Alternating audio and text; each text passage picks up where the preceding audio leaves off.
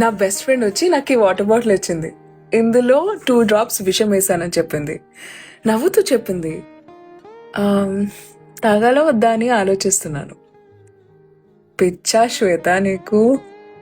విషం అది కదా. నా బెస్ట్ ఫ్రెండ్ ఇచ్చినంత మాత్రాన, తను మంచి మనిషి అయినంత మాత్రాన ఈ విషం అమృతంగా మారిపోదు కదా.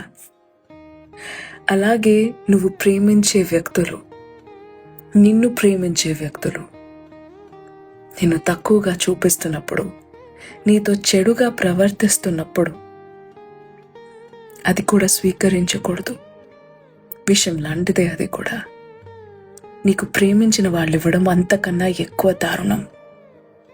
నేను ప్రేమించిన వాళ్ళు నీతో రెస్పెక్ట్ఫుల్గా బిహేవ్ చేయాలి, పద్ధతిగా బిహేవ్ చేయాలి, స్వీట్గా బిహేవ్ చేయాలి.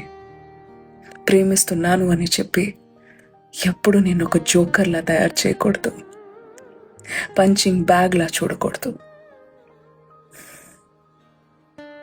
విషం ఎవరిచ్చినా విషమే.